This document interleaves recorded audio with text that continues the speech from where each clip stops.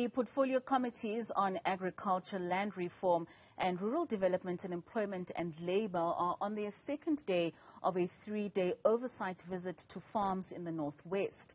Committee members are holding engagements on conditions and dynamics of employment and labour at the Haartebeespoortfontein Farm.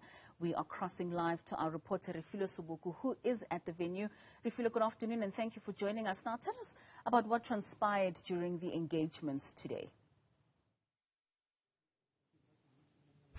What happened is during that oversight visit, which was the second day today, and the engagement with the Portfolio Committee on Employment, Labour, Land and Rural Development, together with the farm workers, what issues that came was that farm workers were raising issues and concerns about their living condition, their long working hours, them being underpaid.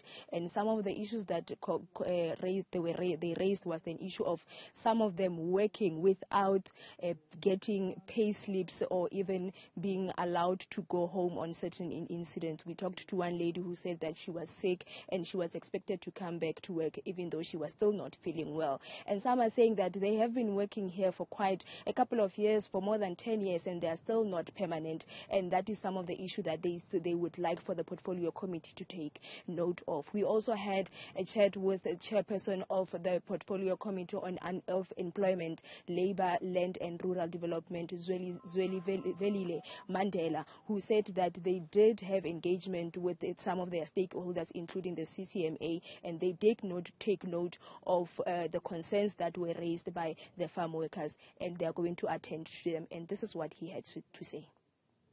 There are also complaints in terms of the hours they work. They are working right through the week, even on weekends, Saturdays and Sundays, yet they get paid the same salary.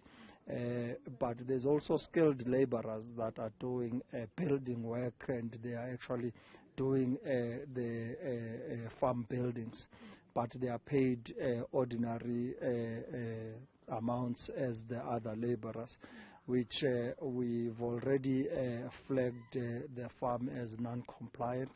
And I think the department must do the necessary issues to inform the farm that they are non-compliant, and they should rectify the issues within 14 days of the prescribed period.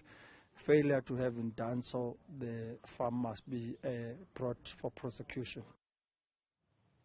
So, Refiloe, what action will be taken against farm owners that are not complying with labour laws?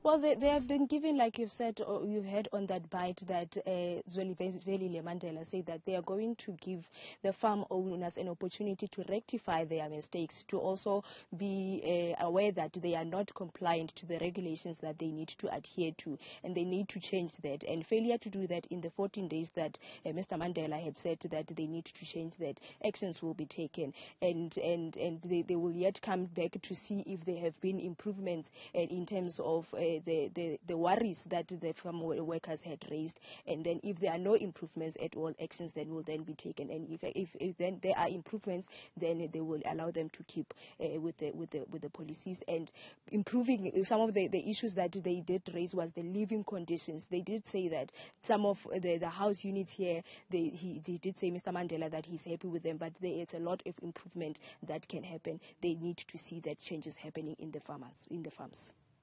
All right, that's our reporter Refiloe Seboko out in the northwest at Haartebeespoortfontein Farm, where Parliament committees are doing a 3-day oversight visit in ensuring that labour laws, among other things, are being complied to.